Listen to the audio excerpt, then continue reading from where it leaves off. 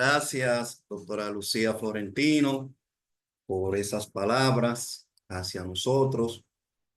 Y el objetivo principal es que los abogados y las abogadas adquieran conocimientos, no solamente sobre la materia electoral, sino también en cuanto a lo que es el procedimiento laboral, que es de mayor ejercicio en la República Dominicana.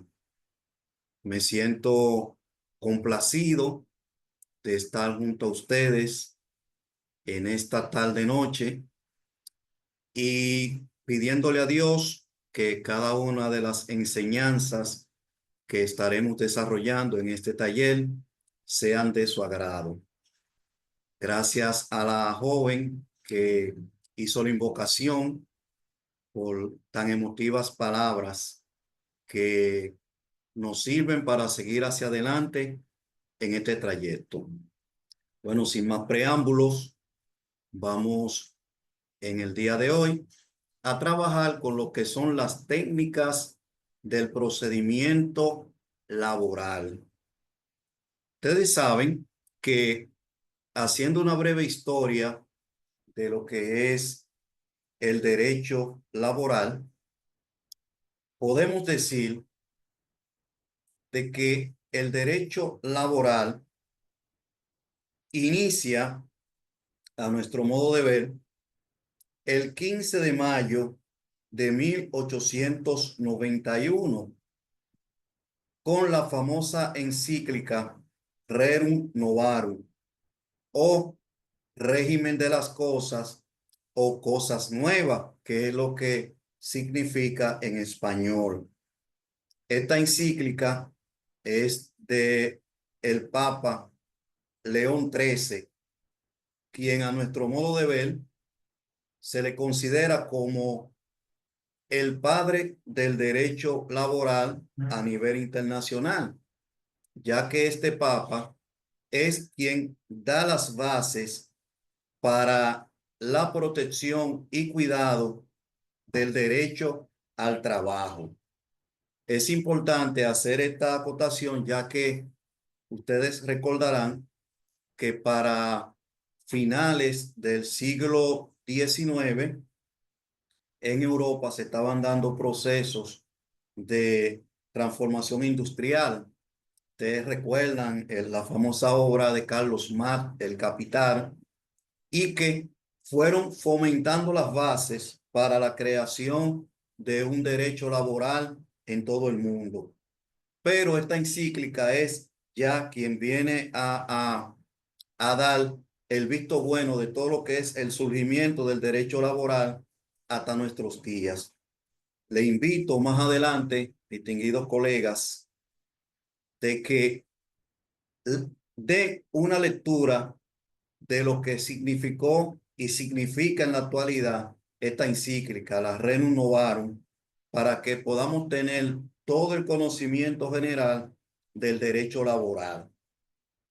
En República Dominicana, el derecho laboral, podemos decir que se inicia a partir de la dictadura de Trujillo, con el famoso Código de Trabajo, Código Trujillo de Trabajo de 1951, que fue la base fundamental en que se sustentó el derecho del trabajo en nuestro país.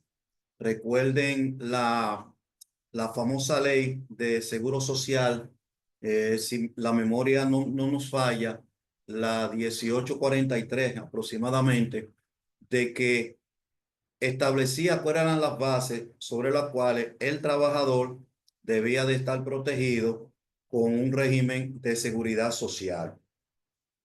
No fue hasta el año 1992, fíjense, desde el 1951 hasta el 1992, la República Dominicana estuvo bajo las leyes laborales del Código Trujillo de Trabajo de 1951.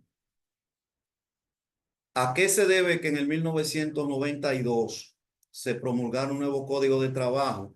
En virtud de que la Organización Internacional del Trabajo, la OIT, ya estaba exigiendo de que la República Dominicana tenía que estar acorde con el concierto de las demás naciones a nivel mundial con un código de trabajo adecuado a la época. Y es en el 1992, entonces, donde se promulga la ley 1692, que es lo que en la actualidad conocemos como el Código de Trabajo, dejando atrás entonces el Código Trujillo de Trabajo del 1951. Fíjense bien, todavía a 32, 33 años de la promulgación del Código de Trabajo, todavía en la República Dominicana nos mantenemos con esa legislación.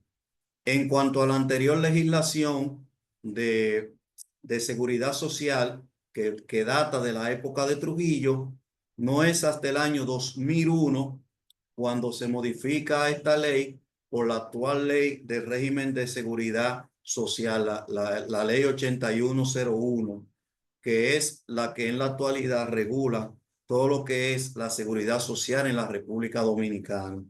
Y con él ya también entonces ya la desaparición del Seguro Social, del Instituto Dominicano de Seguro Social, para entonces ya integrarse todo lo que son las AFP que ustedes conocen, las asociaciones que tienen que ver con los fondos de pensión y eso, que ya son parte de todo el engranaje de lo que es el derecho laboral en la República Dominicana. Pero en este caso, en este taller, lo que nos vamos a concentrar es en las técnicas del procedimiento laboral. Era una breve historia con relación a cómo surge el derecho laboral, tanto a nivel internacional como en la República Dominicana. Entonces, a seguida, vamos a trabajar con el contenido de nuestro taller en el día de hoy. El primer punto que vamos a tratar es el referente a los principios y características que tiene el proceso laboral. Es decir, ¿en qué se fundamenta la ley 1692 en cuanto a sus principios y cuáles son las características que ese proceso tiene? El segundo punto sería la competencia en materia laboral, es decir, cuáles son los tribunales que tienen competencia para conocer una acción laboral en República Dominicana. El tercer punto es el procedimiento laboral, es decir, el proceso en sí, cómo yo voy a depositar en el tribunal un expediente para que el juez entonces lo conozca, ¿eh? En ese tercer punto, que es el clave dentro de este taller, es que conoceremos todo el funcionamiento del tribunal laboral. El cuarto punto es la conciliación, pero ese punto va al unísono con el procedimiento laboral. El quinto punto es la audiencia de prueba y fondo. Y por último, la sentencia que emite el tribunal. Seguimos. Esos son los puntos básicos en que desarrollaremos este taller en el día de hoy. Comenzamos entonces con los principios y características del proceso laboral. Miren, el primer principio es el principio protector, es decir, cómo los actores en esta materia están protegidos. ¿Cuáles son esos principios? Lo que aparecen en la primera parte del Código de Trabajo. Son aproximadamente unos 10, 12, 15 principios en los cuales se sustenta prima facie lo que es el Código de Trabajo en la República Dominicana. El segundo principio es el de la materialidad de la verdad, es decir, a partir de qué momento el juez, el juez laboral va a comenzar a desentrañar cuál de las partes envueltas en el proceso está diciendo la verdad. Y por último, la regla de las pruebas, que no debemos, en este caso, de hacer un amplio historial, porque aquí lo que se va a fundamentar es en cómo las partes suministran las pruebas para que éstas formen parte dentro del proceso abierto en el tribunal. Esos son los principios rectores en los cuales se sustenta el derecho. Como le estaba diciendo anteriormente, miren, estos principios lo que buscan es crear una serie de reglas, normas, leyes que procuren que poner al trabajador en condiciones de que sus elementos probatorios puedan ser veraces. Hago un paréntesis para decirle que hay quienes sostienen la idea de que el código actual es un código que protege mucho los derechos del trabajador. ¿Por qué dicen esto? Porque en el 1992, por sugerencia, vamos a decir, de la OIT, que es la Organización Internacional del Trabajo, el principio fundamental en que basaban que el Código Trujillo de 1951 debía de ser modificado era porque existían ciertas cláusulas que no protegían abiertamente al trabajador. Y una de esas fue el artículo 181, que la Suprema Corte de Justicia de la época lo declaró inconstitucional, lo cual entonces establecía una retranca para los derechos de los trabajadores, principalmente para los trabajadores fallecidos, quienes se veían imposibilitados entonces de poder cobrar lo que se llama en derecho laboral la asistencia económica. Y esto provocó que muchas empresas, cuando un trabajador fallecía, amparado en la inconstitucionalidad del artículo 181 del Código Trujillo de Trabajo, entonces los familiares se veían imposibilitados de adquirir ese beneficio que el código le da. Entonces, a partir de 1992, con la ley 1692, Código de Trabajo, entonces, se aplicó el principio in nubro pro operario, es decir, que la norma favorece más al trabajador en cuanto a los hechos que él ha descrito, es decir, que por las pruebas que el trabajador presenta, no necesariamente está obligado a presentar las pruebas en cuanto a su despido o en cuanto a la dimisión. Es decir, que no pone sobre él la carga de la prueba, el fardo de la prueba. Y por eso se estableció como un principio básico en el derecho laboral. También encontramos las presunciones juris tantum o jure de jure, es decir, presunciones directas. Presunciones, como le estaba diciendo anteriormente, que liberan al trabajador de todo tipo de pruebas en que se fundamente su hecho. Y estas aseveraciones, distinguidos colegas, nosotros las encontramos en los artículos 15, 16, 34 y 72 del Código de Trabajo actual. Es decir, que en base al artículo 15 y al artículo 16 principalmente, el trabajador está exento de presentar la prueba, es decir, está exento del cargo de la prueba, dejando entonces al empleador en condiciones de que éste es quien está obligado a presentar la prueba de los hechos que aleguen justicia. Pero permítame aclararle para que después no haya confusión. Cuando la ley habla de que el trabajador está exento del fardo de la prueba, no significa de que éste tenga que presentar medios de prueba. Pongo el primer ejemplo de nuestra clase de hoy. Si el trabajador alega que ha sido despedido injustamente y la empresa, el empleador, manifiesta de que éste no lo ha despedido. Primero, porque no existe una carta de despido como fundamento básico para poder establecer la existencia de tal despido.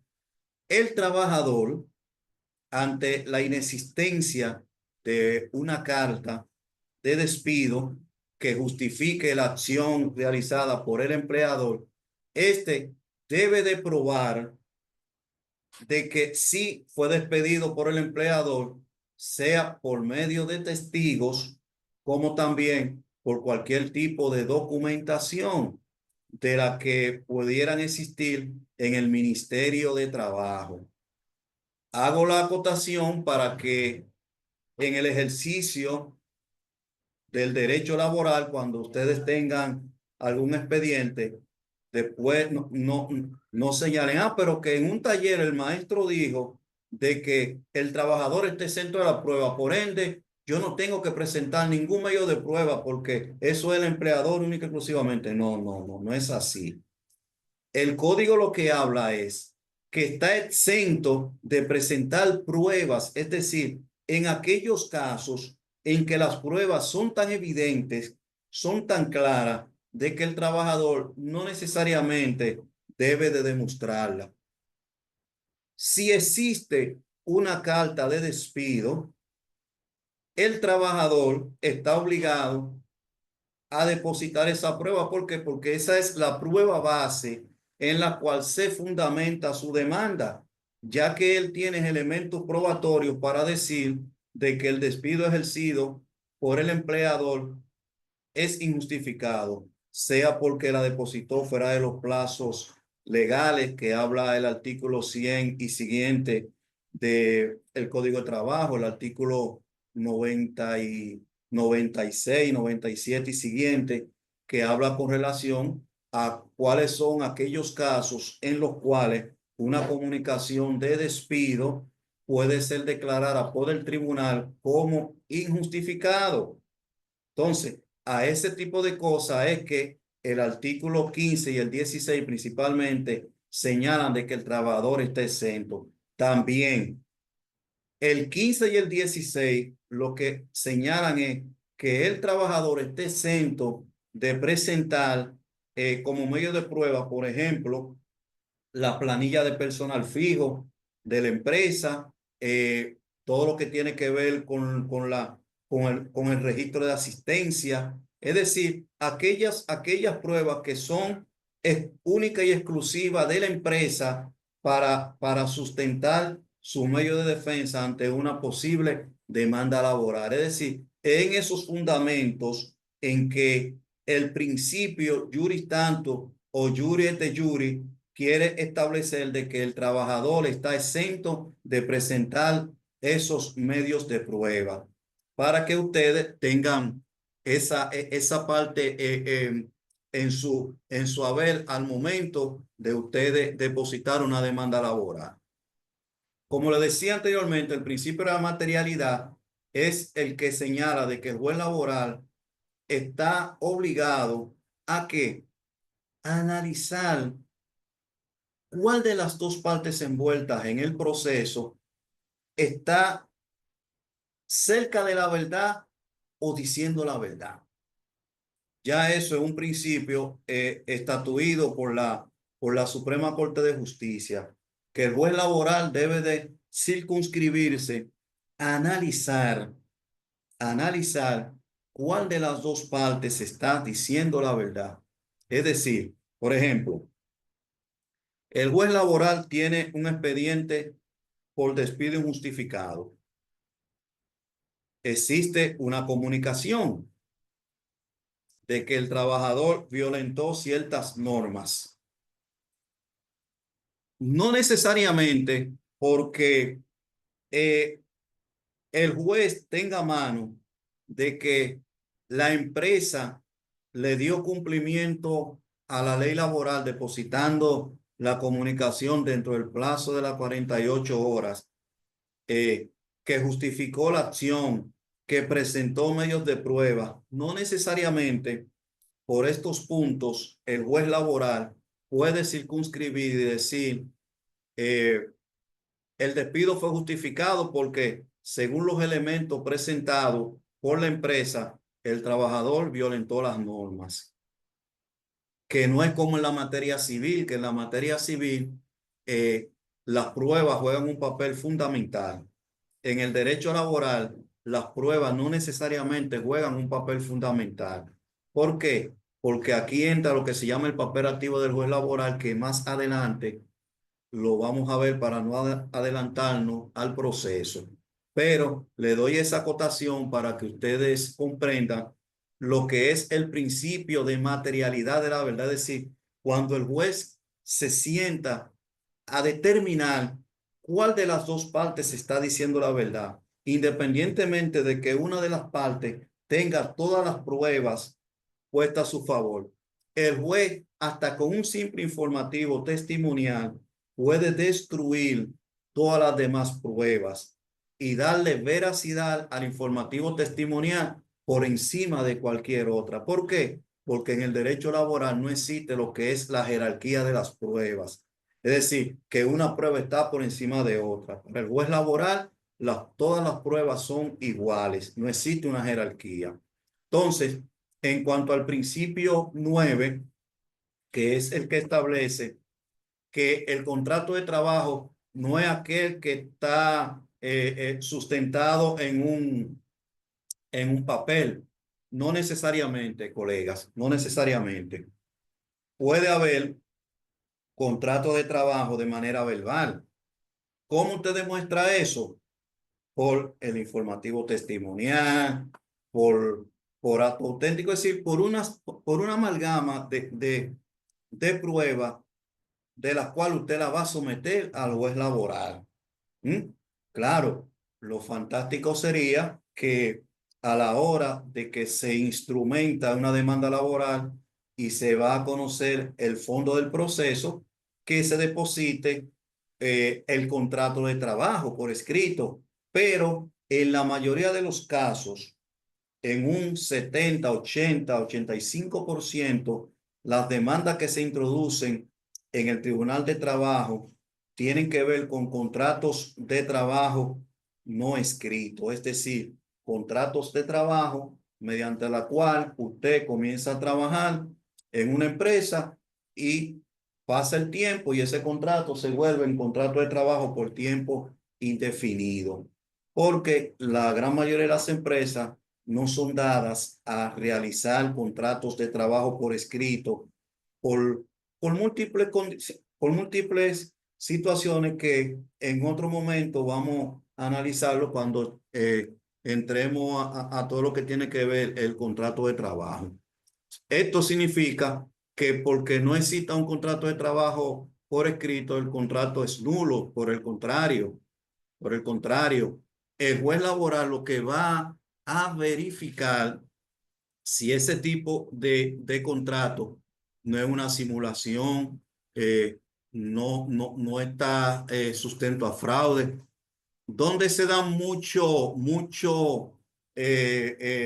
situaciones de contratos de trabajo que pueden, entre paréntesis, presentar simulación en los contratos de trabajo por cierto tiempo para una obra o servicio determinado, que en algunos de los casos se toma como un principio de simulación a los fines de evitar una responsabilidad laboral frente a una empresa determinada. Pero esos son de los casos con menos frecuencia que se producen en materia de trabajo.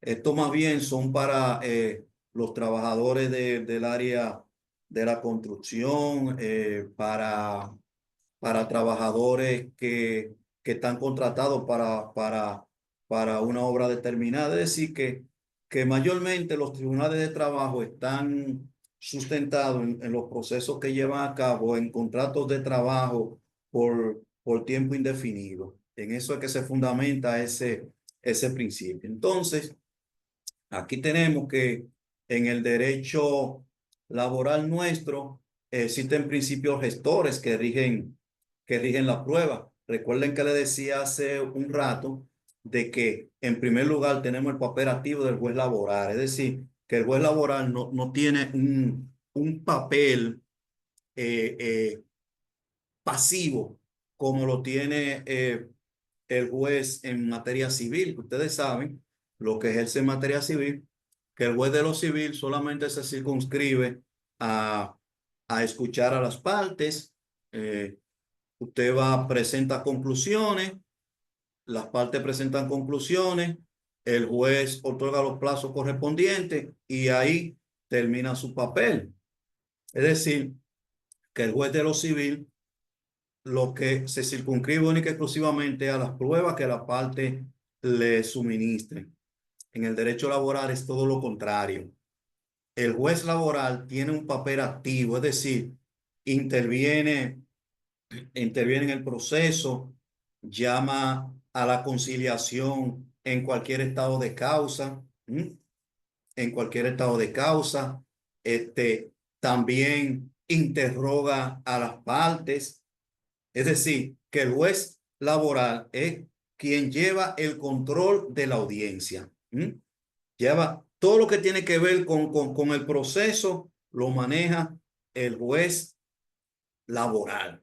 Por ejemplo, si el juez laboral tiene una demanda por dimisión, puede interrogar a las partes, es decir, al trabajador y al empleador. Pregunta a los testigos.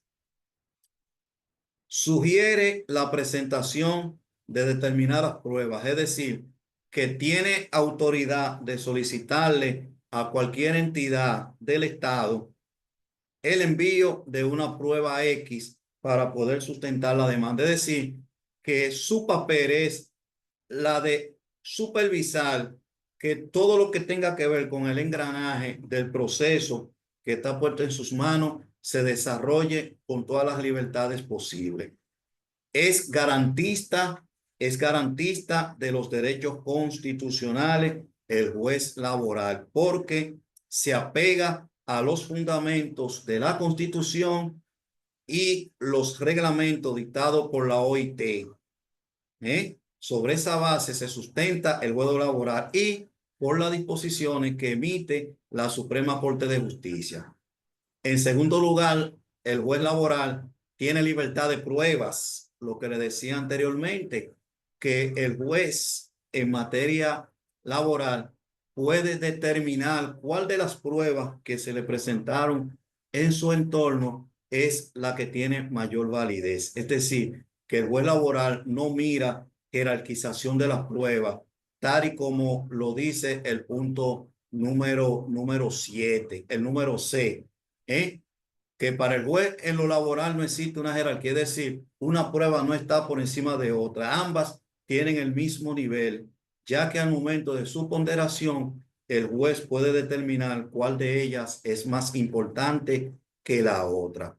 Es decir, que él no elimina una prueba por otra, sino que la estudia toda y va a determinar entonces a partir de ahí con cuál de esas pruebas él puede sustentar su posición para emitir el fallo correspondiente.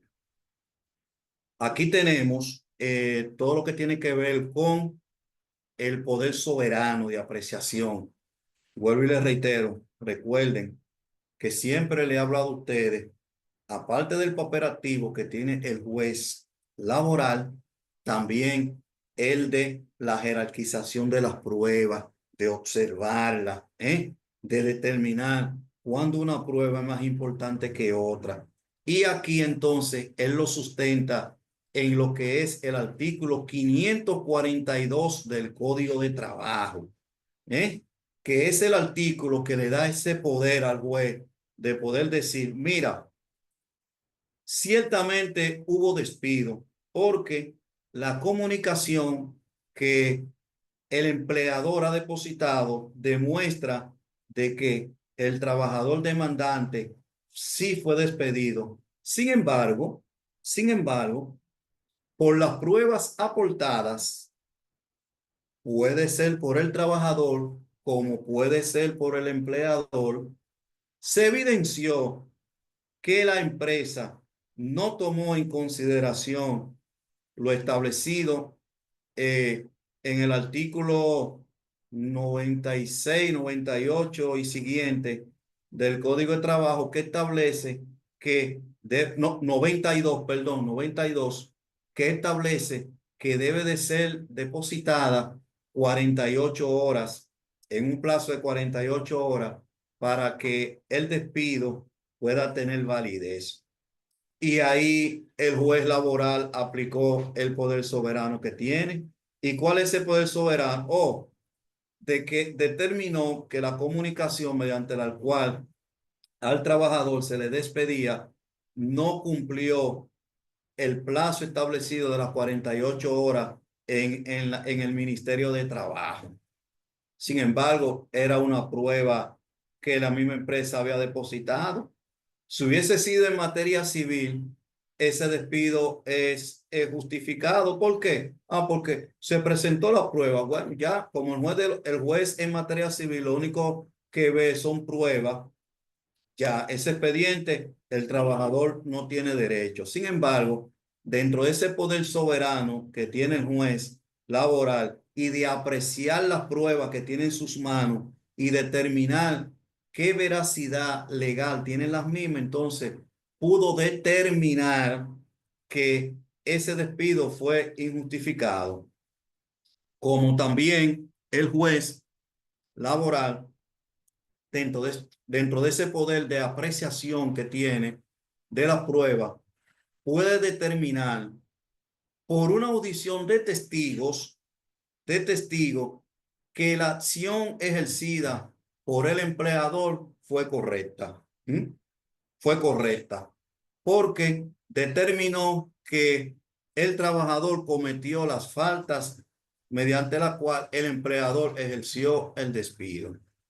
También dentro de ese poder de apreciación, el juez laboral puede desestimar, dejar sin efecto también cualquier declaración que dé un testigo, ya que para el juez ese testigo no le aporta la debida veracidad en sus declaraciones y por ende rechaza ese informativo testimonial, y al rechazar ese informativo testimonial también rechaza la demanda en todos sus estamentos. Y esos son principios que están sustentados por múltiples decisiones de la Suprema Corte de Justicia, y ahora también con la entrada en vigencia en el 2012 del Tribunal Constitucional, también del cual el derecho laboral no está exento de su aplicación. También ya el Tribunal Constitucional se ha manifestado en ese aspecto de que el juez en materia laboral tiene poder soberano de apreciar las pruebas, fundamentado el Tribunal Constitucional en decisiones de cortes constitucionales internacionales como la de Colombia, Costa Rica, México, los mismos tratados internacionales del cual nuestro país es signatario a través de la OIT. Es decir, que en materia laboral se sustenta también por tratados internacionales, y que esos tratados le dan entonces al juez la facilidad de poder apreciar y poder en un momento dado de desestimar o dejar sin efecto una prueba X que se le pueda presentar. Entonces, en materia laboral, todas las personas tienen acceso, es decir, todo aquel que se sienta afectado por una violación a sus derechos laborales puede recurrir al Tribunal de Trabajo. ¿Conforme a qué artículo? Al artículo 502 de este código, el cual permite que todo aquel que se sienta afectado por una violación pueda acudir a la justicia. Este código permite que puedan acudir al tribunal tanto las personas físicas como las personas morales. Cuando habla de personas físicas, está hablando del trabajador, del empleador, de aquella persona que el trabajador entienda que es el representante de la empresa y que por ende tiene cierta responsabilidad en aquella acción que lo afecte. Cuando hablo del trabajador, no significa que el único que puede demandar en el Tribunal de Trabajo es el trabajador, no. También el empleador puede demandar al trabajador por ciertas circunstancias que más adelante la vamos a detallar, ¿eh? Cuando también hablamos de personas morales, es decir, que la empresa como tal, si está debidamente registrada y cumple con los estamentos que señala las leyes dominicanas, es decir, las leyes de comercio, las leyes de asociaciones de empresas, y esta está legalmente constituida, tiene su personería jurídica, sí puede actuar como tal por ante el Tribunal de Trabajo. También en materia de conflictos jurídicos, la acción en el Tribunal de Trabajo se inicia sencillo. ¿Cómo la iniciamos nosotros? Con la redacción de una demanda. ¿Mm?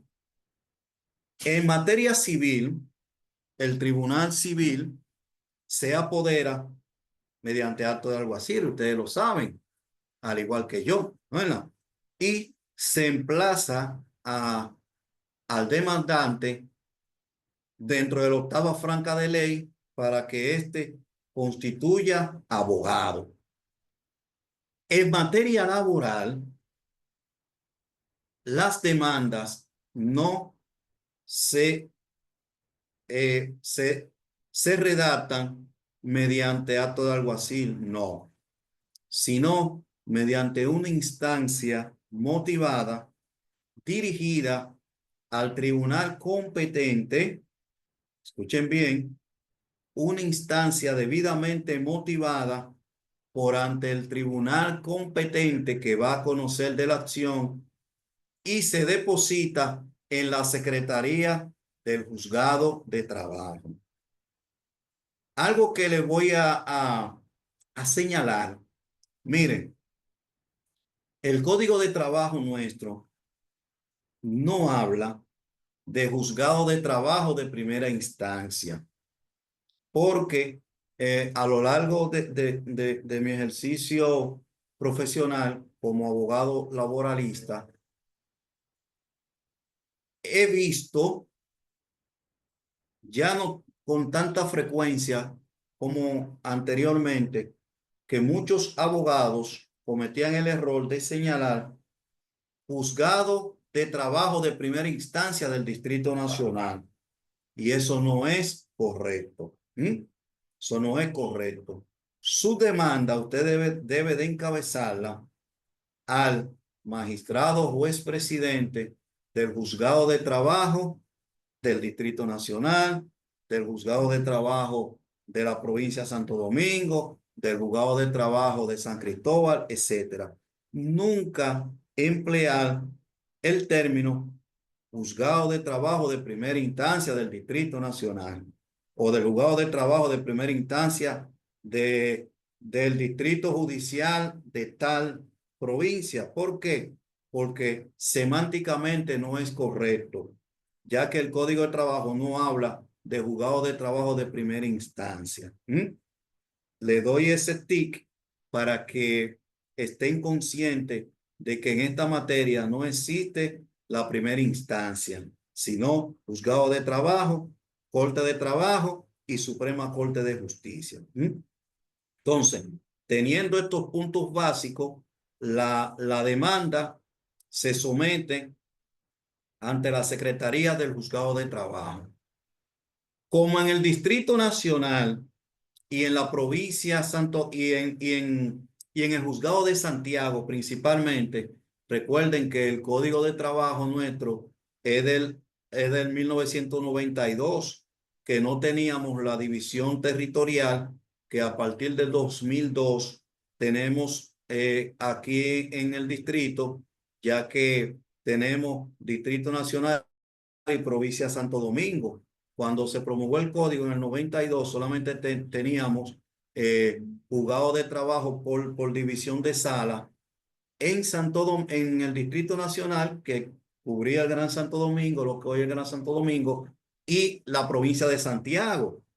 Aquí en el Distrito Nacional tenemos 5 salas laborales. Entonces, a excepción de otras provincias, por ejemplo, como La Vega, eh, eh, San Cristóbal, por ejemplo, Romana, que tienen un solo juzgado de trabajo, pero que no tienen sala. Y el apoderamiento entonces es directo.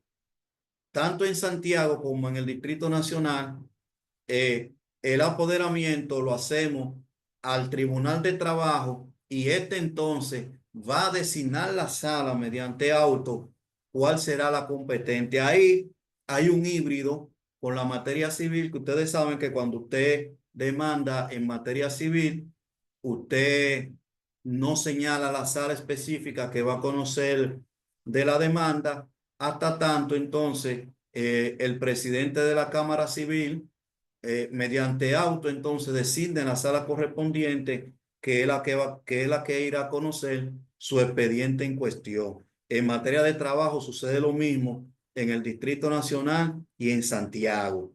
Para que ustedes sepan, colegas, si tienen expedientes fundamentados en en el distrito de que su demanda debe de estar identificada con al honorable magistrado juez presidente del juzgado de trabajo del Distrito Nacional. Y este entonces, 48 horas después de usted depositar la demanda, procederá entonces a designar la sala correspondiente, que es la que va a conocer el proceso. Y ya a partir de ahí, entonces, usted sabe el paso a seguir. Entonces, como le decía, el procedimiento laboral está circunscrito a principios y a la simplicidad, es decir, que no existe un vicio en cuanto al procedimiento de una nulidad por vicio de forma. Eso lo ha dicho la Suprema en innumerables ocasiones. Es decir, que por el hecho de que usted cometa un error en la instrumentación de su demanda o del acto, esto no atrae un vicio, un agravio tal de que su demanda pueda ser declarada nula. Paso a explicarle para que después nos digan, pero el maestro nos señaló a nosotros que si yo hice mal la demanda, no es nula, no. Es en cuanto a lo que tiene que ver con un vicio de forma, por ejemplo, que, que usted diga a, a Luis Rojas, eh, fue despedido. Luis Rojas fue despedido por por su empleador. Y más adelante, el empleador de Luis Rojas deposita una comunicación de que a Luis Rojas no lo despidió, sino que lo desahució. Ahí hay un vicio de forma.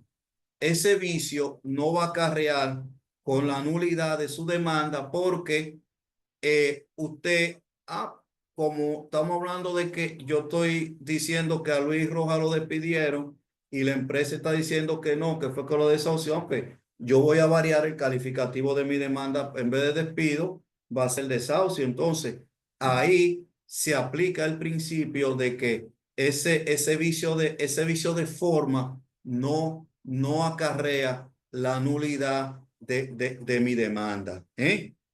Otro ejemplo también de que si por acto de alguacil usted eh, violenta el plazo correspondiente para usted notificar el auto de fijación a audiencia y la demanda en que se sustenta su acción procesal ante el Tribunal de Trabajo, usted lo hizo fuera del plazo de los 3 días franco que dice el Código Laboral.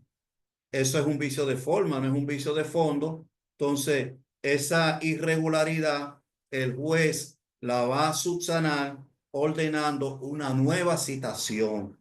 Pero eso no va a significar que su demanda está anulada porque eso no es un vicio de fondo.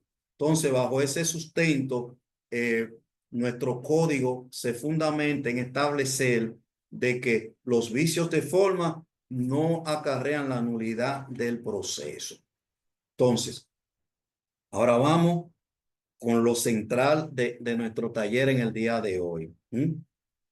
Las competencias en materia laboral. Competencia. Ahora vamos a hablar de derecho puro. ¿En qué momento, en qué momento el tribunal laboral tiene competencia? Yo le pregunto a ustedes y me pregunto a mí. A mi oficina llega una acción de una persona que prestó servicios para el Ministerio de Trabajo, para el Ministerio de Educación. Vamos a ponerle un maestro, un, un personal de apoyo, un personal administrativo, es despedida del Ministerio de Educación, le entregan su comunicación, perdón, jóvenes,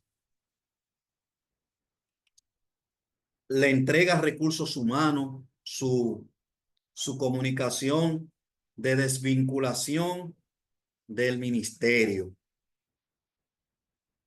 Y a usted le llega a su oficina el expediente de ese maestro, de ese personal de apoyo, de ese personal administrativo que fue desvinculado del MINEL. Le dice, y ahora voy a determinar cuál es la competencia que tiene el tribunal que va a conocer de esto.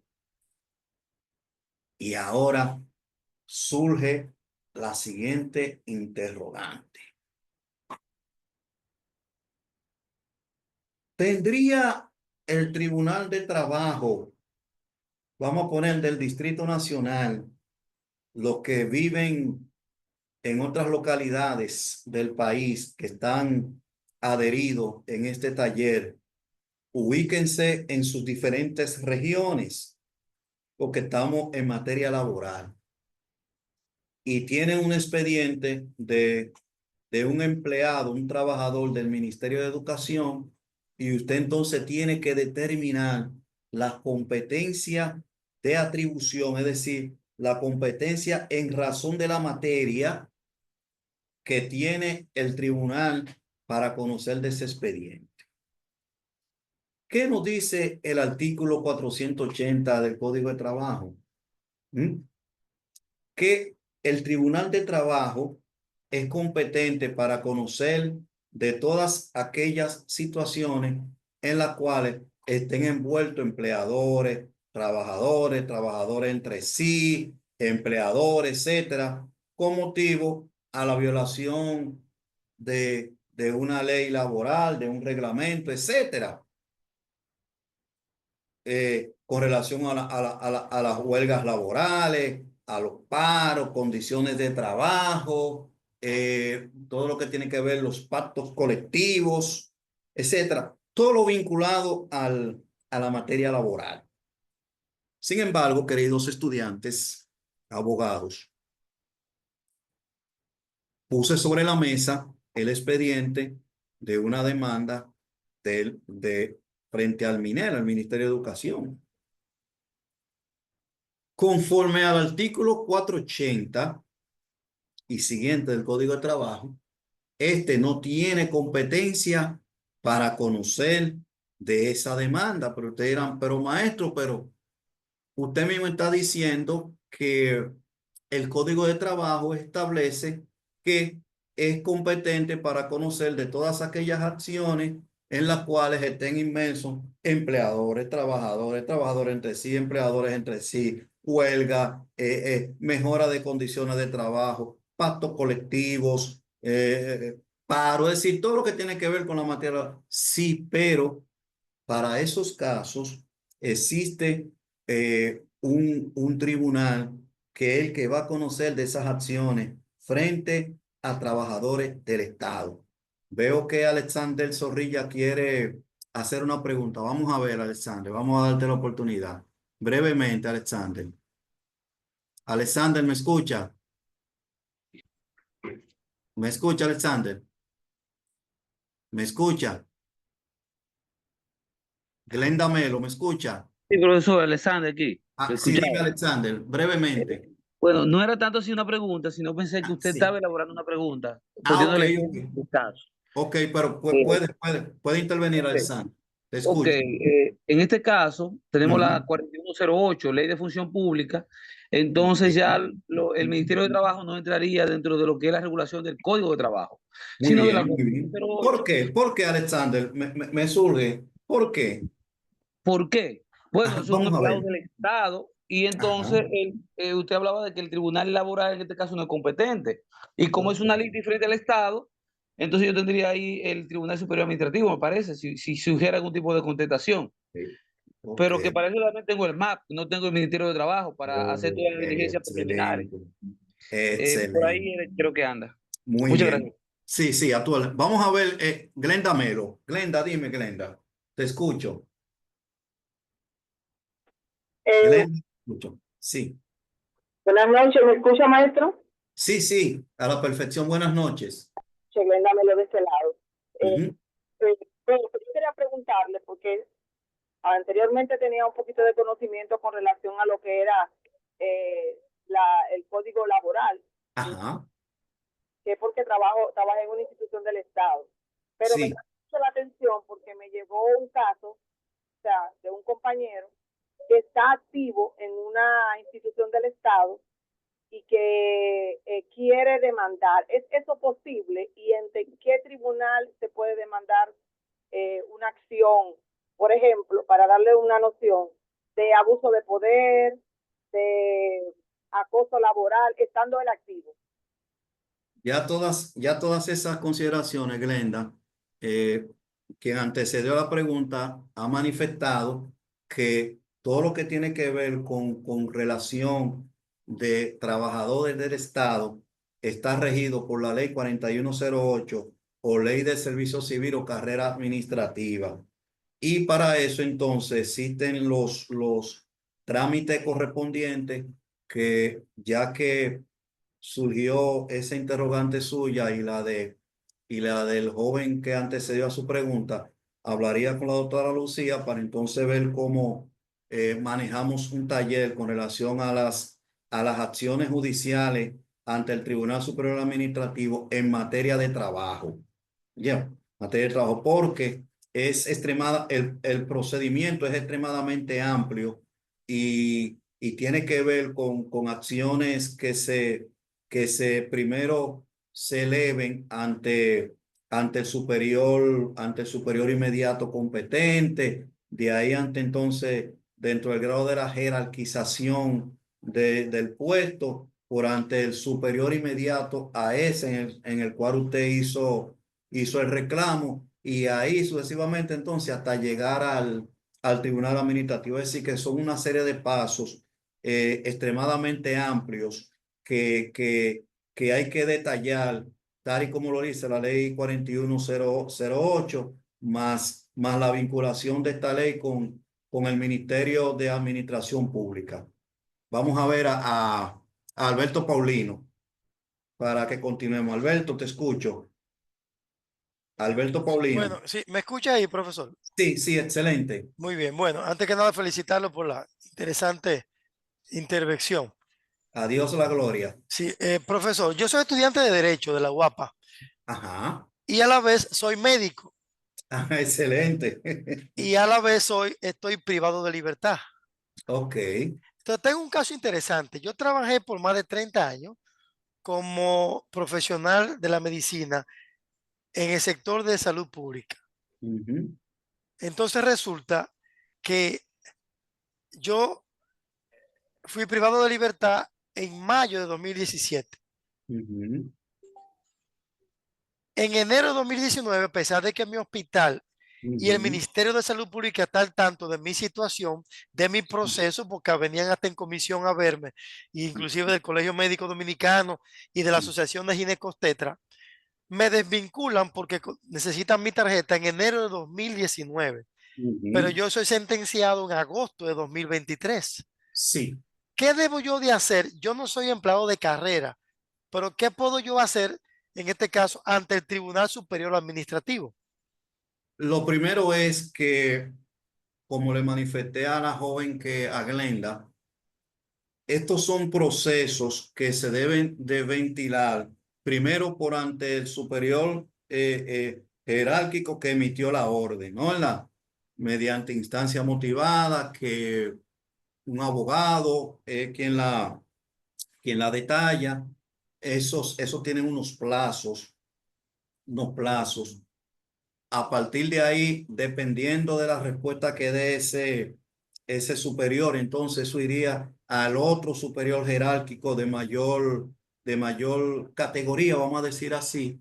Y a partir de esa opinión que ese superior super jerárquico dé, entonces ya se iría al Tribunal Superior Administrativo, pero hay que agotar una serie de pasos y ver si su proceso, Alberto Paulino, no está dentro de los plazos ya preestablecidos. Ya ahí estamos hablando de manera superficial porque no conocemos la intríngulis de su situación.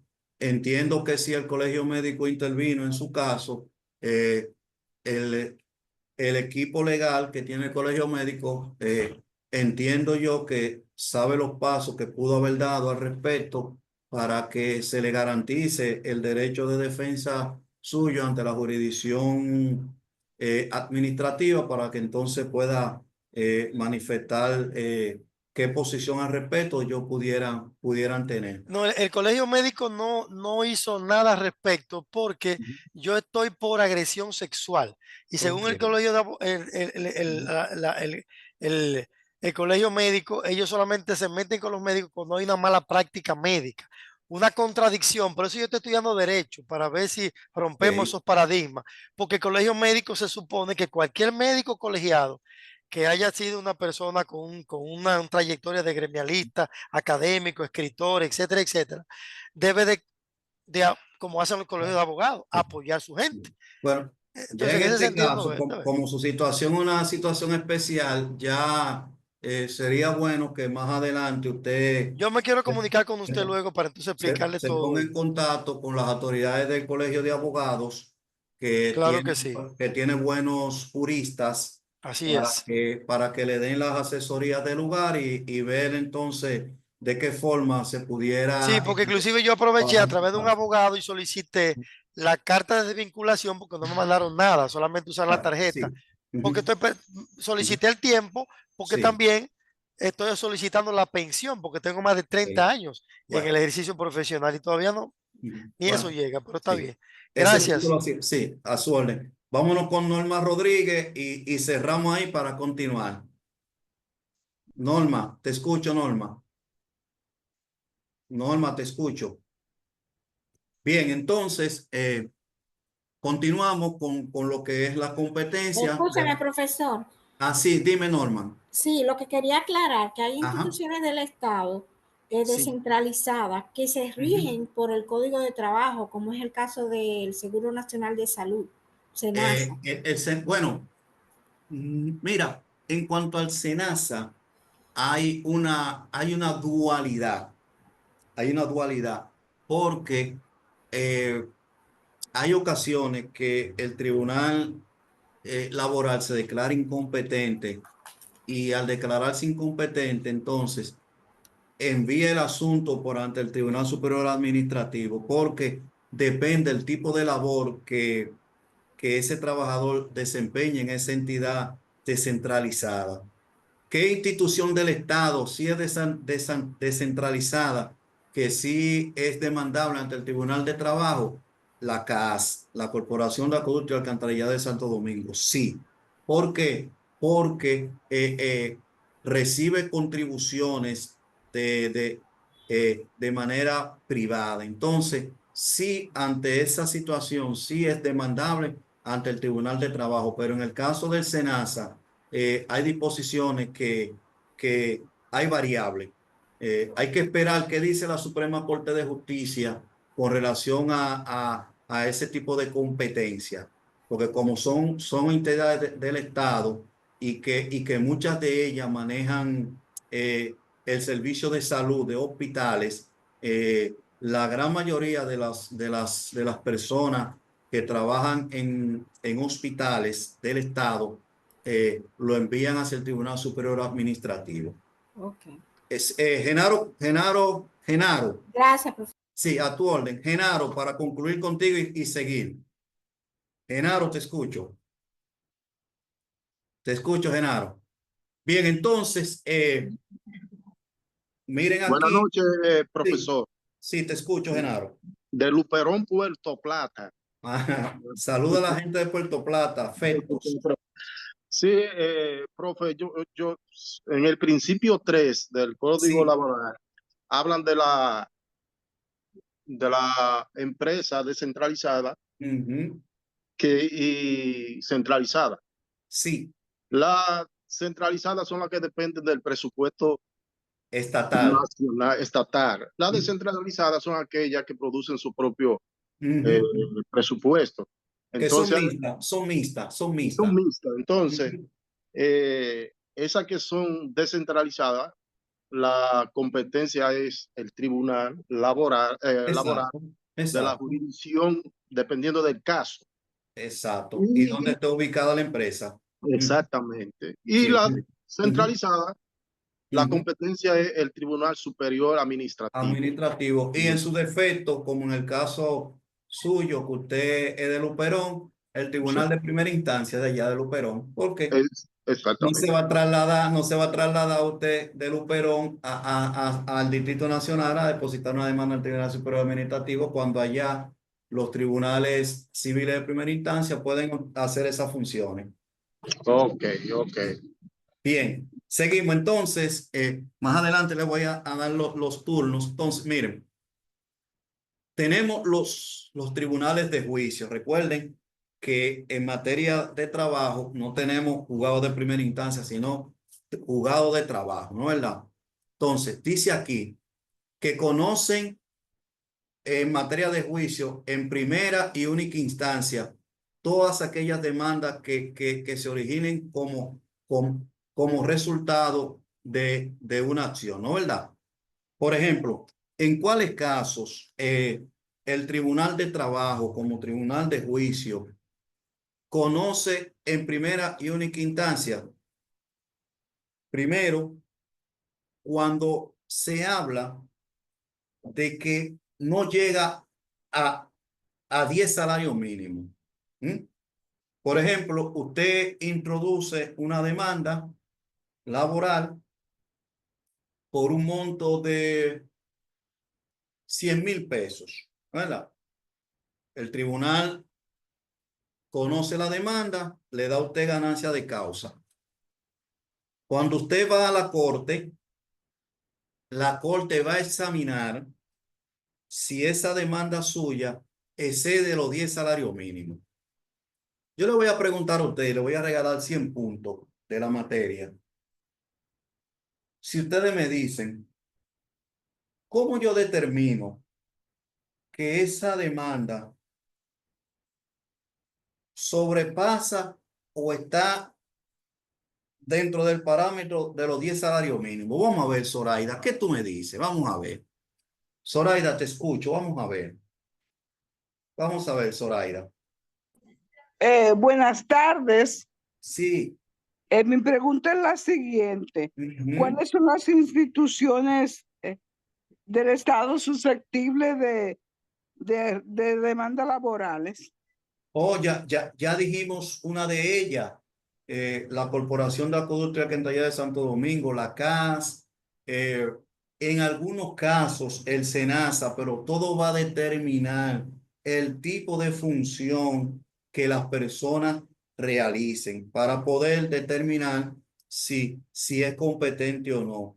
pero Oh, la mayoría de las instituciones del Estado, los abogados, ustedes los abogados, siempre entienden e incidentan señalando de que el Tribunal de Trabajo no es competente porque son entidades del Estado que reciben un presupuesto. Y si ustedes observan, todas las entidades del Estado tienen partidas presupuestarias. Por eso es que en octubre el gobierno somete al Senado, somete al Congreso el presupuesto, es decir, ahí va a distribuir tanta partida a tal ministerio, tal partida, tal dirección general, etcétera. Entonces, a partir de ahí, ustedes los abogados toman como punto de partida de que el Tribunal de Trabajo no es competente porque reciben dinero del presupuesto nacional. Jefferson, dime, con relación a la pregunta que yo hice, ¿qué me puedes señalar?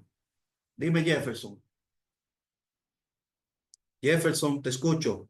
Si no, a Juana Rodríguez. Saludos, saludos, buenas noches, profesor y Buenas. los Sí, demás. amén. Te escucho.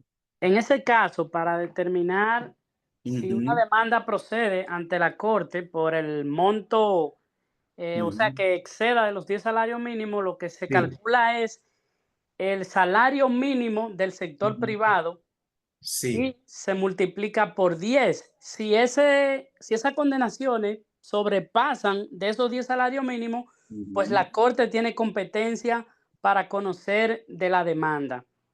Aparte de que la Corte tiene, por el efecto devolutivo de la sentencia, la Corte está obligada a Ujú. conocer el caso como si estuviera en primera instancia. Recuérdate que en materia laboral no tenemos primera instancia, pero entendí tu idea. Entendí tu idea. ¿Tú estás seguro de eso que me estás diciendo? Sí. Ok, te lo anoté.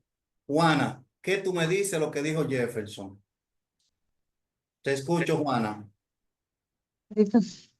Sí, buenas tardes, buenas Sí, noches. Discúlpenme que el micrófono no quería ceder. sí, Dice sí, que te no se escucho. falta, Ujú. sino que viene determinado en las tablas salariales del convenio en función de la categoría profesional del empleado. Eso Ajá. es lo que dice, porque, o sea que tienen que ser el salario base del Ujú. gobierno. Vamos a ver. Carolina, ¿qué tú me dices? Carolina Taveras, ¿qué me dice? Vamos a ver, Carolina. Te escucho, Carolina. Muy buenas noches, estimado, y todos los demás Sí. colegas. Igual Lo para que yo ti. entiendo es que el hecho de que el monto de la demanda no supere la totalidad de la suma de los 10 salarios mínimos que prevalezcan en establecido por el Comité Nacional de Salario para el sector privado, es un impedimento para la Corte para conocer el fondo del recurso, porque eso conlleva un medio de inadmisión Sí. porque la sentencia se hace definitiva. Un medio de inadmisión, ¿qué es eso? ¿Qué es eso? Un medio de inadmisión. Explícame a ver. ¿Qué? No es admisible el recurso en Ajá. virtud de que hay un impedimento que puede ser por varios motivos, Sí. que sea, por ejemplo, prescripción, caducidad, falta de interés, pero en este caso, porque explícitamente la ley establece de que si el monto de la demanda no supera el total de los 10 salarios mínimos que establezca el Comité Nacional de Salarios al momento de la demanda, entonces convierte de pleno derecho la sentencia ya en definitiva y adquiere la autoridad de la cosa irrevocablemente juzgada, por lo que no sería susceptible de ningún recurso. Bien, déjeme aclararle algo porque me he nutrido bastante. Vamos a ver qué me dice Pedro Santana. Vamos a ver, antes de yo responder. Vamos a ver, Pedro. Dime, Pedro Santana. Te escucho, Pedro. Sí, ¿me escucha? Sí, te escucho. Bueno, mire, maestro, Ujú, eh, el tribunal de juicio, ¿no, verdad?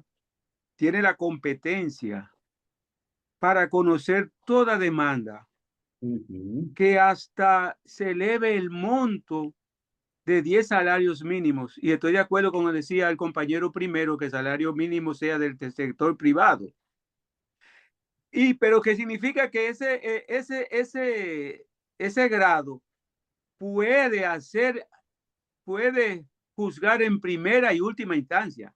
Y lo que él emite ahí en última instancia no tiene recurso de apelación. O sea, No tiene que solo, escapatoria, como uno dice, ¿no? ¿Verdad? exacto, que solo hasta el Sí, monto de 10 salarios mínimos puede conocerlo en las dos instancias. Ahora, bien, sí. si se pasa del monto de 10 salarios, sí, entonces tendría derecho a apelación a segundo grado. ¿Te ves? Bien, Eh, bien. Bueno, me estoy nutriendo con ustedes. Gracias por esos conocimientos que ustedes están emitiendo en el día de hoy. Los felicito. gracias a usted que lo está haciendo magistralmente. Pero le voy a aclarar algo. Esperamos lo suyo. Miren, todo lo que ustedes han dicho es cierto en un 50%. Pero maestro, ¿pero cómo en un 50%? Si por lógica elemental tiene que ver con el salario mínimo que en ese momento que le faltó decir a ustedes esa partecita, que en ese momento esté autorizado por el Comité Nacional de Salario para entonces determinar si llega a los 10 salarios.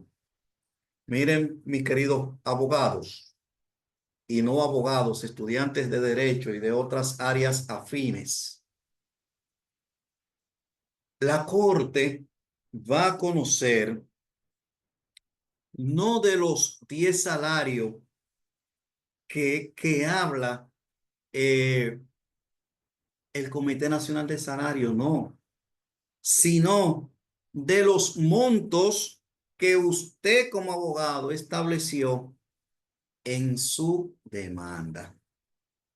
Si en su demanda usted agregó que se condene a la empresa a pagar una indemnización de 2 millones de pesos por no seguridad social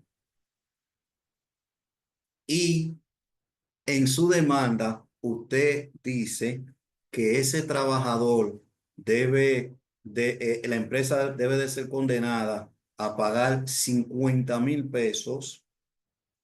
Cuando la Corte tenga ese expediente en sus manos, la Corte no va a mirar violación de los 10 salarios, sino que la Corte va a establecer los principios en el que usted sometió su demanda.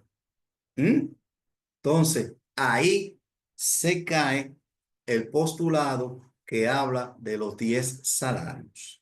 Si ustedes se fijan, el Código Laboral no especifica en qué se sustenta para señalar 10 salarios mínimos. Ha sido la jurisprudencia constante que ha establecido que para que se apliquen esos principios debe de estar señalado que en su demanda laboral usted la ha señalado sobre la base de que ésta no llegue a los 10 salarios mínimos. A diferencia de la casación, que ahí sí se toma en cuenta no lo que usted pidió en su demanda, sino lo que dice la Corte de Trabajo en la sentencia. Ahí sí la Corte Suprema nuestra lo que va a establecer, que más adelante lo vamos a ver en el taller, que si se aplica las condenaciones no de 10, sino de 20 salarios mínimos que habla el Código de Trabajo, creo que en el 602 más o menos, o 619, 618 en adelante del Código de Trabajo, que es que sí habla de que para usted ir a casación debe de tener los 20 salarios mínimos. Y esos 20 salarios lo vamos a señalar en la sentencia de la corte, pero eso lo vamos a ver en un ratico, no desesperéis.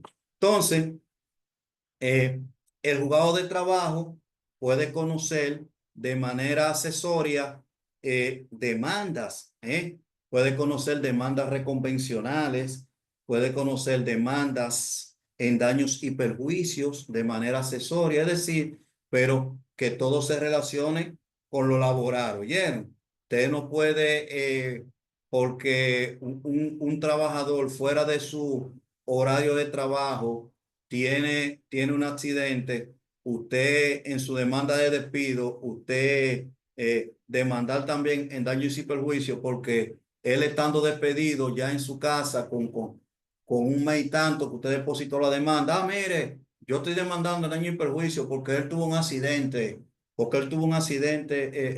en una bicicleta. Ahí no cabe demandas accesorias en daños y perjuicios, ¿oyeron? Tienen que ser demandas en daños y perjuicios relacionadas con el vínculo laboral que ese trabajador tenía con la empresa. Por ejemplo, la no inscripción en la seguridad social, eso conlleva a demandas rescisorias en daños y perjuicios, para que no confundan un caso con el otro. Por ejemplo, un accidente de trabajo dentro del marco de la jornada laboral, y que la empresa no tenga ese trabajador afiliado, ahí sí cabe una demanda en daños y perjuicios accesoria a la demanda principal que usted introdujo en el tribunal. ¿Oyeron? Para que tengamos una idea de una cosa frente a la otra. Vamos a ver, Victoria, vamos a darte la oportunidad. Victoriano, estamos contigo. Victoriano, estamos contigo. Bien, entonces, aquí ya vemos también que estos tipos de demandas se pueden dar entre trabajadores. Cuando existe un contrato de trabajo, el Tribunal de Trabajo es competente. Recuerden, el Tribunal de Trabajo es competente única y exclusivamente para los asuntos que tienen que ver con trabajo. El Tribunal de Trabajo no es competente para conocer una demanda de tránsito. El Tribunal de Trabajo no es competente para conocer una demanda civil. El Tribunal de Trabajo no es competente para conocer de una acción penal. ¿Oyeron? Sí es competente, pero ya el juzgado de paz para conocer asuntos de penal laboral, que eso sería otro taller. Vamos a ver, Livio. Livio, te escucho. Placer inmenso. Bien, entonces, continuando, tenemos aquí competencia de la Corte de Trabajo. Ustedes vieron que aquí la competencia de la Corte, como ya usted ha manifestado, que va a juzgar todas aquellas decisiones emanadas del Tribunal de Trabajo, pero también va a conocer en una sola instancia, es decir, sin otro tribunal de inferior jerarquía, va a conocer de la demanda relativa a las calificaciones de las huelgas y los paros. Es decir, cuando en una empresa el sindicato decide paralizar las actividades o que la conformación de ese sindicato es ilegal porque no tomó los parámetros legales correspondientes, la Corte va a conocer de esas acciones. Única y exclusivamente esa acción no puede ser sometida por ante el Tribunal de Trabajo, ante el juzgado de trabajo, porque para eso el 481 del Código señala que lo es única y exclusivamente la Corte de Apelación. También las previstas en el artículo 391, por ejemplo, está el despido, pero no el despido puro y simple de un trabajador X, sino el despido de un trabajador que esté protegido por el fuero sindical. El fuero sindical no es más que la asociación de los trabajadores en el sindicato dentro de la empresa. Es decir, la junta directiva de ese sindicato está protegido y si se produce cualquier acción en contra de uno de ellos, como por ejemplo el despido, entonces en vez de ir al juzgado de trabajo a conocer de la acción, este trabajador afectado y protegido por el fuero sindical, entonces instrumenta su acción por ante la Corte de Trabajo. Para seguir avanzando, aquí ya tenemos jurisprudencia de la Suprema Corte de Justicia, que más adelante en el transcurso de la semana ya le enviaremos el material correspondiente para que ustedes hagan uso de él con decisiones que ha establecido la Suprema Corte de Justicia en cuanto a en qué momento el Tribunal de Trabajo es competente, cuáles son los delitos de trabajo realizado y no pagado, que es de la competencia del Tribunal de Trabajo. Por ejemplo, la ley 3340 y la 3143, esa ley está vigente todavía, pero aquí hay una dualidad en esa ley, que es cuando es al trabajador que el empleador no le cumple con lo establecido, con lo pautado, entonces ahí sí entra el Tribunal de Trabajo. Cuando es a lo inverso, que es el trabajador que no le cumple lo pactado al empleador, entonces ya eso va por la vía penal, por la vía penal, mediante querella ante la fiscalía conoce de esa acción, entonces apodera ya el tribunal penal y coge el ribete de la jurisdicción penal y no la laboral, como lo establece en el caso inverso. Esta ley viene de cuando Trujillo, recuerden, del Código Trujillo de Trabajo, que el Código del 92 derogó esa ley, pero en lo que tiene que ver con el trabajo realizado y no pagado del empleador al trabajador, que es el que va a la fiscalía y de ahí a la jurisdicción penal, para que ustedes no tengan esas situaciones. La competencia territorial, que es aquella que es lo que se circunscribe única y exclusivamente a saber en qué su acción puede tener lugar. Por ejemplo, si uno de ustedes trabaja en Jarabacoa, por ejemplo, pero la empresa está ubicada, la sede central de la empresa está ubicada en la capital, y usted ejercía sus funciones en Santiago, usted tiene tres opciones de competencia. El código habla que puede ser, primero, en el lugar donde usted realiza el trabajo; segundo, en el lugar donde esté ubicada la empresa; y tercero, a donde usted tiene el asiento para realizar esa labor en específica. Es decir, que usted tiene varias dualidades. Lo correcto es, ya ahí es de manera directa, como abogado que ejerzo la materia, lo correcto es que usted realice la demanda a donde usted ha ejecutado el trabajo. Si usted fue contratado para realizar el trabajo en Santiago, aún la empresa esté ubicada en el Distrito Nacional, lo más recomendable es que su acción usted la dirija por ante el Tribunal de Trabajo de Santiago, porque ahí era donde usted realizaba las labores. Es lo más conveniente. Entonces aquí ya el 484 lo que habla es de la demanda entre trabajadores, cuál es la competencia que ésta tiene.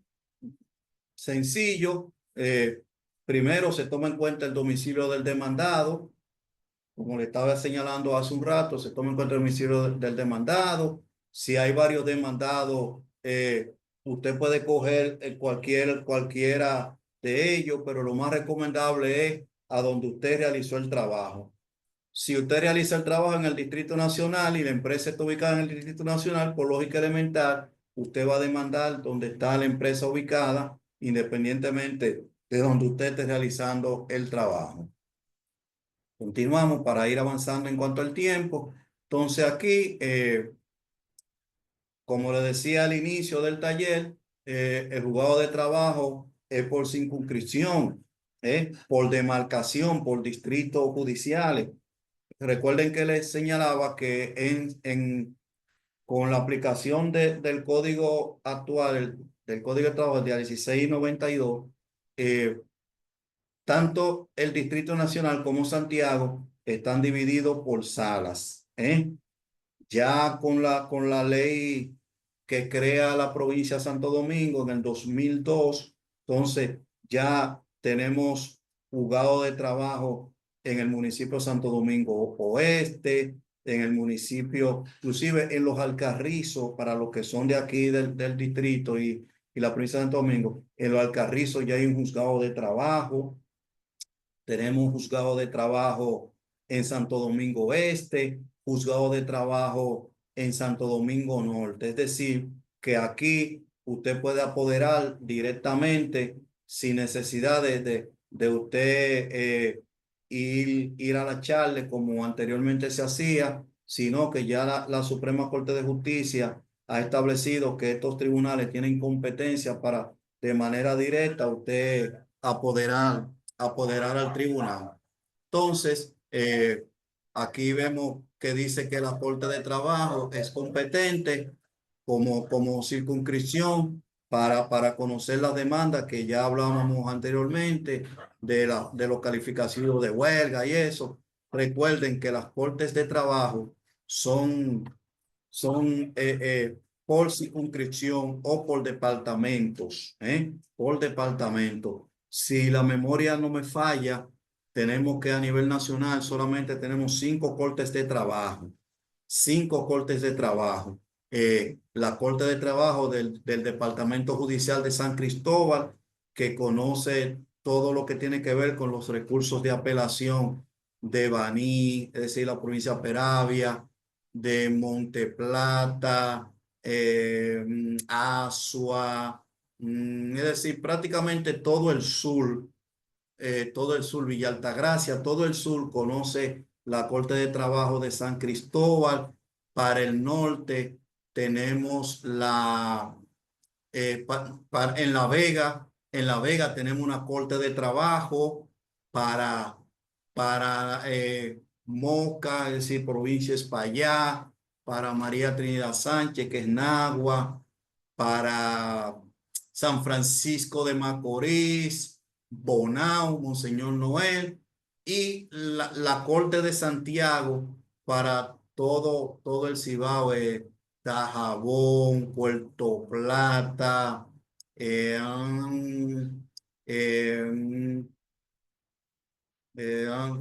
Jimaní estaría para San Cristóbal, es decir, la Corte del Distrito Nacional para todo lo que tiene que ver con el Distrito Nacional, la Corte de San Pedro de Macorís para todo lo que tiene que ver con Samaná, Romana, Higüey, etcétera. Es decir, así está digregado las Cortes de Apelación de Trabajo a nivel nacional. Entonces ahora vamos con el procedimiento laboral.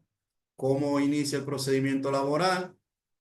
El procedimiento laboral inicia primero, tal y como lo hemos establecido, por una ley de organización judicial que ustedes saben, es decir, los tribunales laborales están compuestos, el juzgado de trabajo por un juez, dos vocales, uno que representa el sector patronal o el sector de los empleadores y el vocal que representa a los trabajadores. Los vocales en el Tribunal de Trabajo, yo siempre lo comparo con el güirero y el tamborero en la orquesta de merengue, que no son tan significativos, pero son importantes, porque sin ellos el tribunal no está constituido y por ende no pueden conocerse los casos.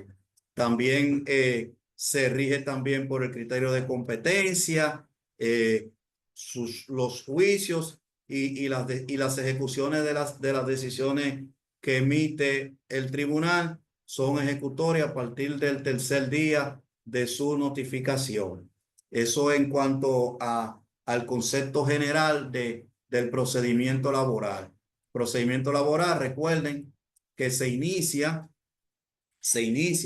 con la instrumentación de la demanda. En materia laboral tenemos 3 tipos de procedimiento. El ordinario, que es el establecido en el 486 y siguiente del Código de Trabajo, es decir, el ordinario es el común. Usted tiene un despido, usted tiene un expediente por despido, sea dimisión, etcétera. Ese cursa el procedimiento ordinario, es decir, de usted depositar su demanda por ante el juzgado de trabajo y de ahí se conoce el expediente. El sumario, y aquí sí quiero que me presten atención, el sumario es un procedimiento especial. Y sus plazos son extremadamente breves en cuanto al procedimiento sumario. ¿Por qué es breve? Porque son, vamos a llamarle demandas especiales. Por ejemplo, una demanda en distracción, una demanda por violación a contrato de cuota litis entre el trabajador o el empleador y su abogado. Esos son procedimientos sumarios, como su nombre indica, son procedimientos breves, concentrados, que el Tribunal de Trabajo lo conoce. Y el procedimiento especial o sumarísimo, que es el que habla el 659 y el 660 del Código de Trabajo. Vamos a ver, Humberto, brevemente, Humberto, que ya estamos casi finalizando. Humberto, te escuchamos. Humberto, te escuchamos. Bien, entonces, miren, el procedimiento preliminar en materia de trabajo, el procedimiento prima facie es la conciliación. No puede darse ninguna otra. Buenas noches, maestro y Sí, demás sí, compañeros. te escucho, Alberto, te escucho. Buenas noches, maestro. Excelente. Estoy Gracias. satisfecho y contento a la vez con su exponencia. Agradecerle al presidente del Colegio Dominicano de Abogados, al doctor Trajano Potentini, también a la directora de ELENA, a la doctora Florentino. Maestro, mi pregunta es la siguiente. Yo no tengo ese vasto conocimiento aún de algo que puede ser llamado sencillo, que es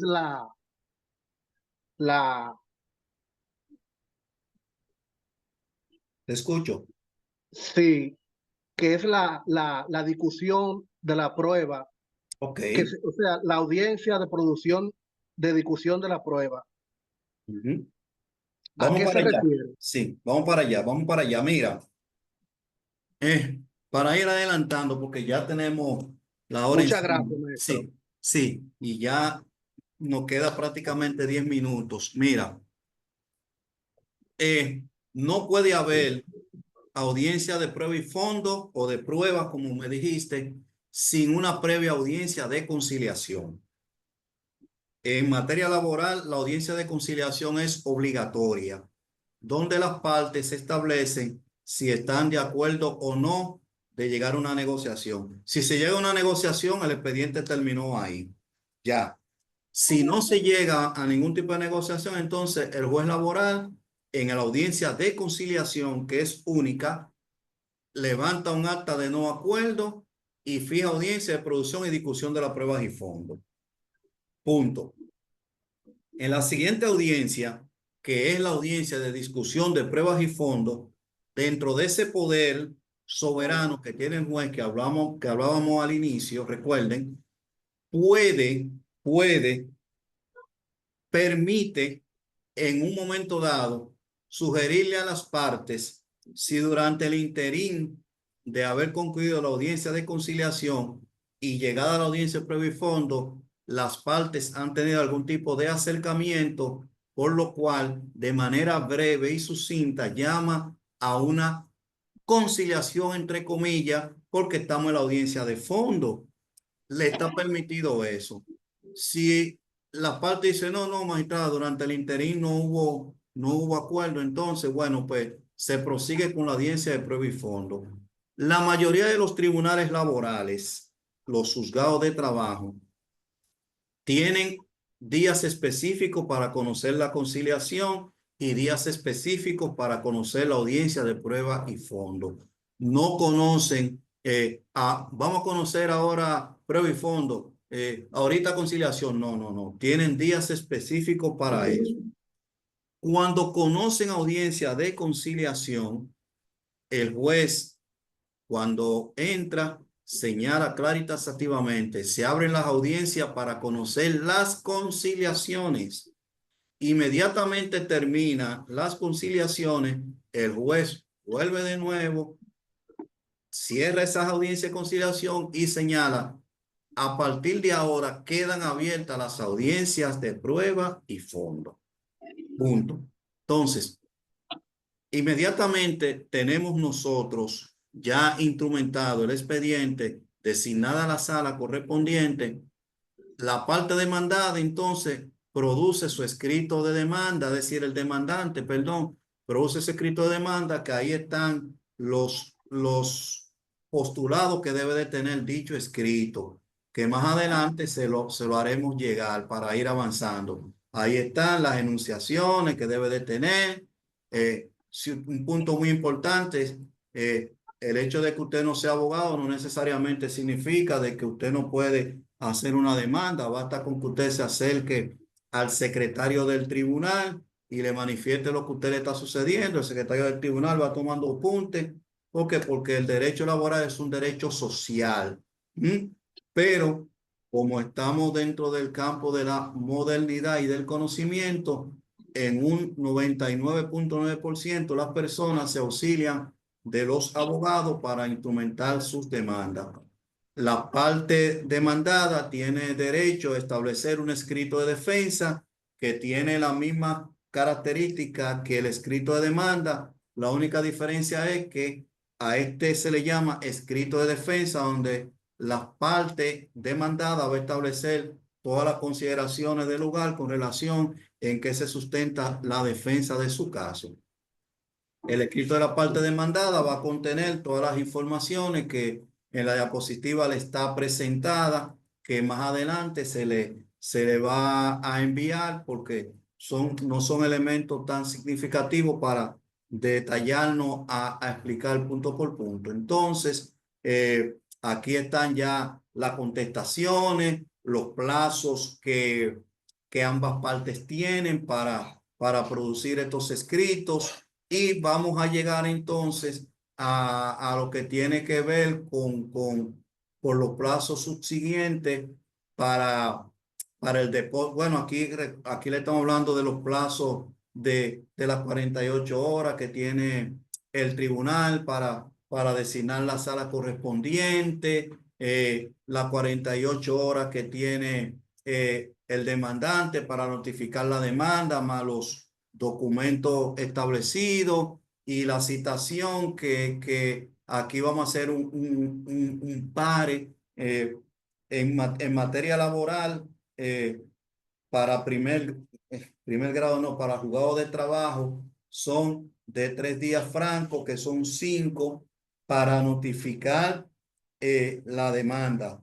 Tan pronto usted tiene el auto de asignación de sala y de fijación de audiencia con la sala correspondiente, usted debe de notificar eso en un plazo no mayor no mayor de 3 días ni menos de 5. Esos plazos son francos. Usted tiene que notificar esa demanda en esos plazos. Si no, entonces, en la próxima audiencia, no es que su demanda va a ser declarada nula, sino que el juez puede, dentro del poder soberano que tiene, de establecer que usted debe de regularizar esa notificación, porque ese acto de algo así, conforme al artículo 511, tiene vicios de forma, el cual lo hace que usted está violando el sagrado derecho de defensa de las partes. Aquí ya están los días establecidos, los plazos no computables. Por ejemplo, si el plazo vence un día no laborable, por lógica elemental, según el mismo Código de Procedimiento Civil, la jurisprudencia constante y las decisiones del Tribunal Constitucional, se prorroga para el día siguiente. Si cae el día feriado, para el siguiente que no es feriado. Si cae domingo, para el lunes. si cae sábado, para el lunes y así sucesivamente.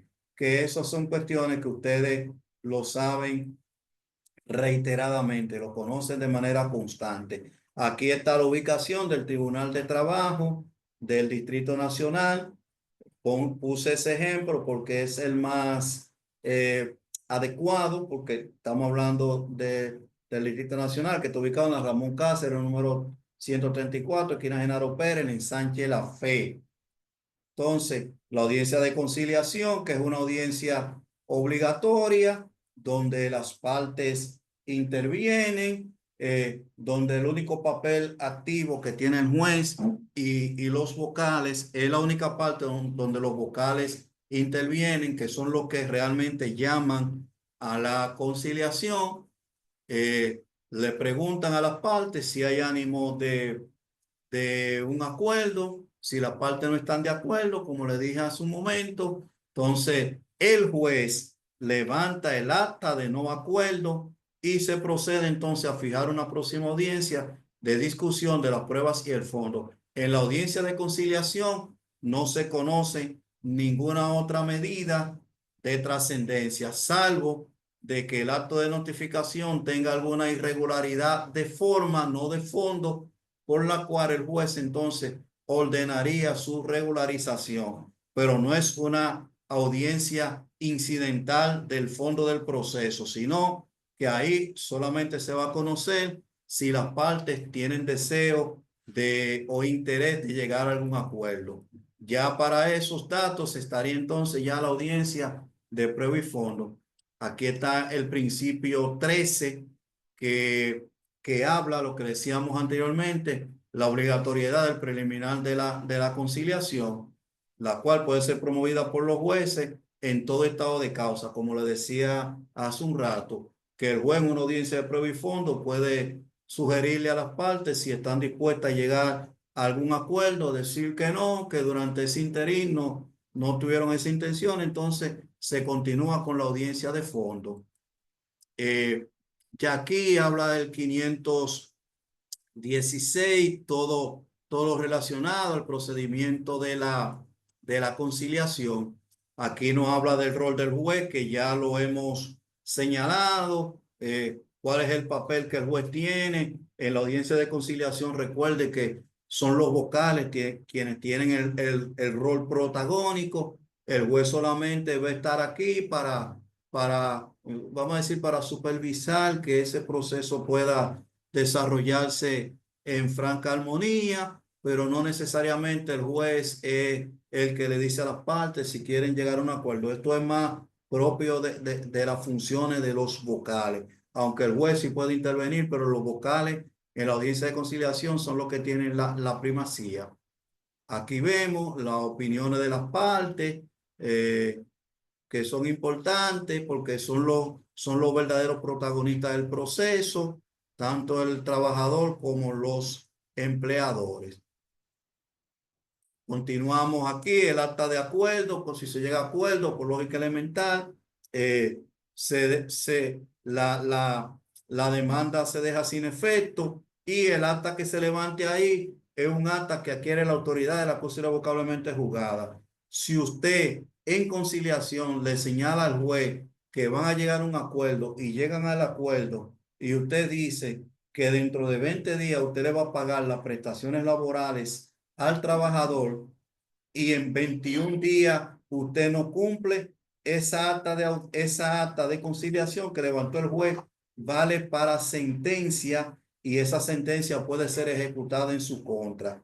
Si no hay acuerdo, entonces ya se va a audiencia de prueba y fondo. Si una de las partes no comparece, es decir, si el demandado no comparece y el demandado está legalmente citado dentro de los plazos legales, entonces el juez levanta acta de no comparecencia y ordena notificar esa acta para conocer de la audiencia de discusión de pruebas y fondos.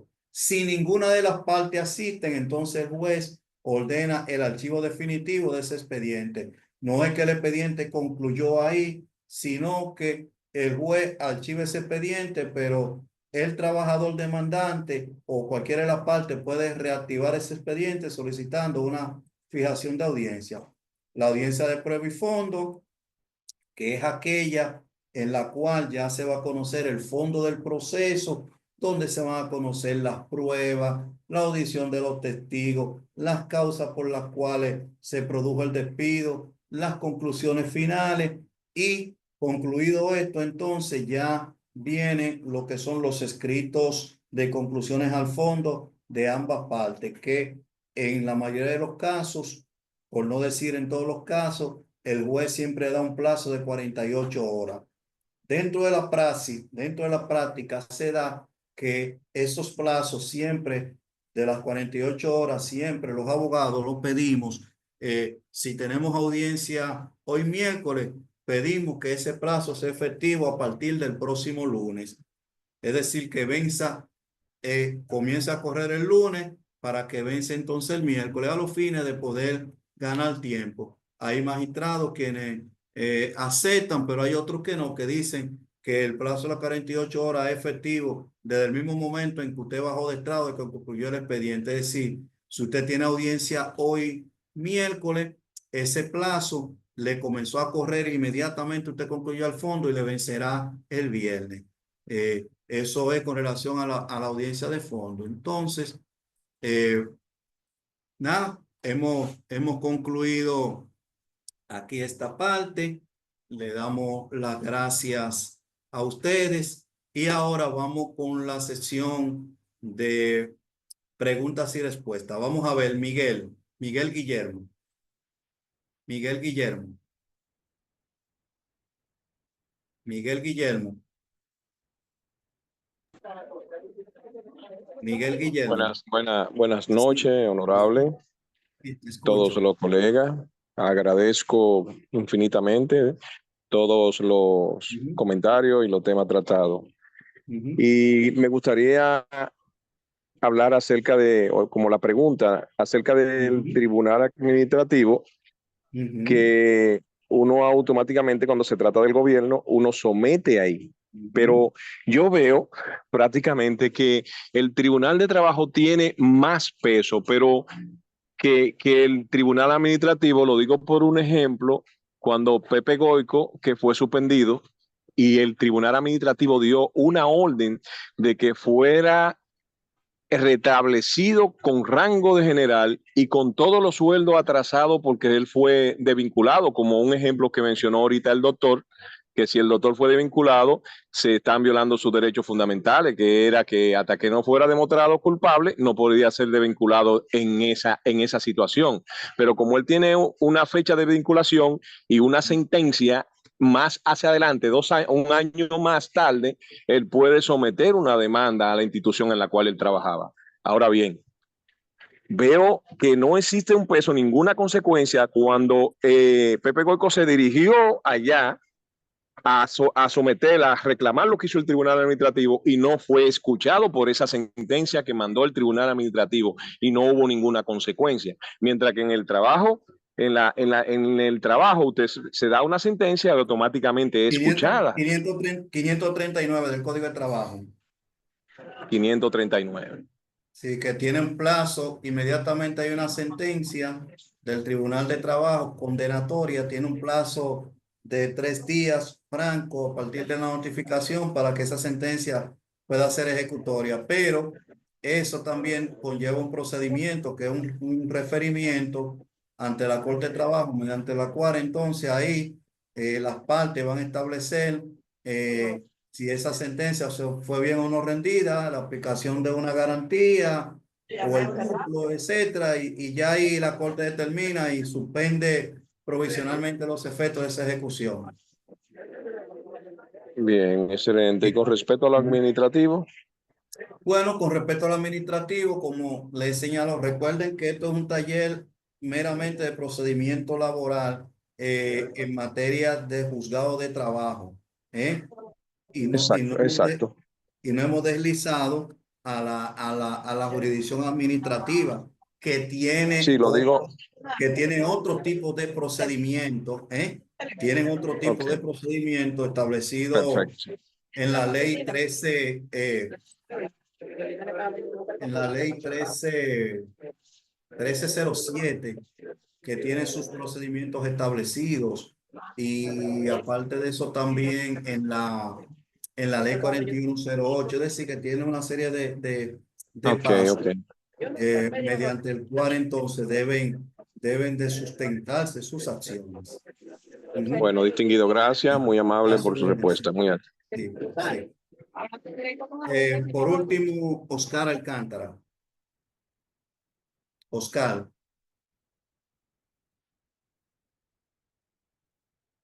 Oscar. Sí, muy buena noche. ¿Me escucha? ¿Me escucha? Sí, te escucho, Oscar. Perfecto, perfecto. Muy buena noche, distinguido colega y abogado. El nombre mío es Oscar Alcántara García. Soy estudiante de Derecho, pero estamos por aquí. Profe, la pregunta es la siguiente. Si ya el juez dictó una sentencia y la parte afectada no cumple con los procedimientos requeridos ya del juez, ¿qué procede en ese caso? O si la sentencia la dictó y es condenatoria, como decíamos anteriormente, el 539 del Código de Trabajo señala que dentro de los 3 días subsiguientes a la notificación, esa sentencia puede ser ejecutada. Es una de las gran ventajas que nos trajo el Código del 92, que establece que las empresas tienen un plazo establecido para impedir que esa sentencia les sea ejecutada en virtud del 539. Eso ha traído como consecuencia también que se haya depositado una ley, no recuerdo el número ahora mismo, que para hacer esas ejecuciones ya hay que solicitar autorización a la fiscalía correspondiente para que emite el auto para poder ejecutarla. Anteriormente se ejecutaban vencidos los 3 días. Ya no, ya hay que hacer otro tipo de trámite para poder ejecutar, pero las empresas tienen ese riesgo de que pueden ejecutar esa sentencia si no hacen los procedimientos del lugar en materia laboral. Ok, gracias, profesor. Otra preguntita breve. Ajá. En caso de que ese procedimiento no se pueda llevar a cabo, ¿se le puede solicitar al juez una